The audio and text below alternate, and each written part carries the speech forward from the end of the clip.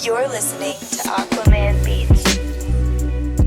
Yo, what up? This is Kevin, producer and founder of AquamanBeats.com, back with another Behind the Beat. This is a track I got called Dash Funk, and we're going to be breaking it down layer by layer. Let's hop into it. So the first thing I did was I selected about 5 different loop layers.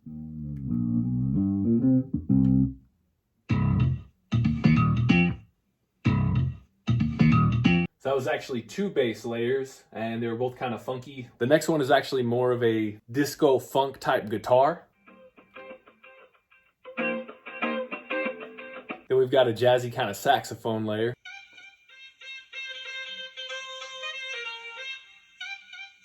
Then we've got a high piano for the lead.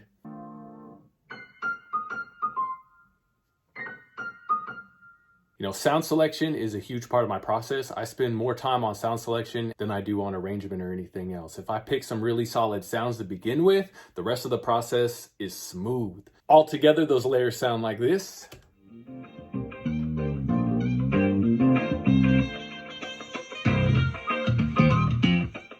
Then what I did was I took all of those layers and I exported them into one WAV file. In Logic, this is known as bouncing down. I basically took all of those layers and turned them into one waveform, and then I moved them into this sampler in Logic. From there, I chopped them up every 2 to 4 counts in time with the metronome. And then from there, I rearranged it and I played it in whichever way I felt fit on the MIDI.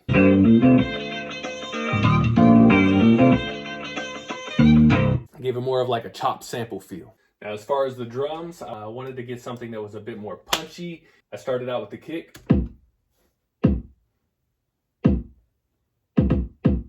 The cracky snare. And I came in with this hi-hat here. Pretty much on the downbeat. And I added this open hi-hat. Then I wanted to add a little bit more punch to the snare, so instead of just the rim, I added in this full-on snare, so they would kind of be playing together.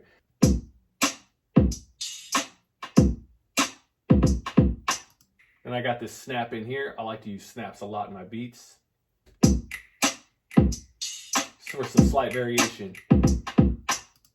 Then I got, this thing says a rattan. I more or less think it sounds kind of like a tambourine, but whatever, it's a sound. That sounds good with a beat.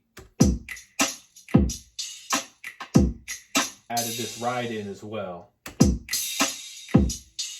Then I essentially copied all of that MIDI information and I moved it over into another kit in which I selected all the different, kick, snare, hi-hat, etc.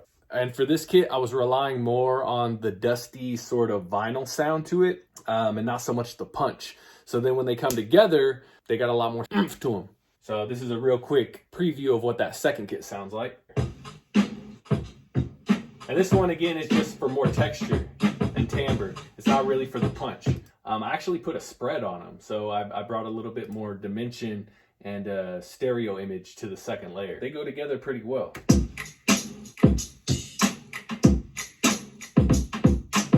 Pretty much wraps most of it up. And I added just a riser with a few different transitional effects.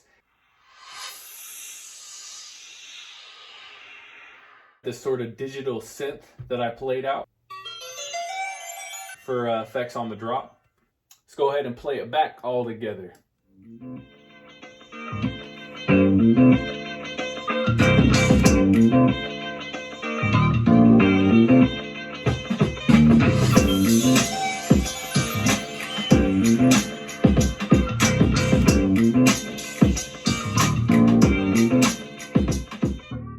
So that more or less wraps it up. If you want to see more content like this, be sure to smash the subscribe button below and ring that little bell. And if you need beats or mixing services, be sure to click the link below or visit AquamanBeats.com and I'll be sure to help you out. Until next time, have a creatively productive day.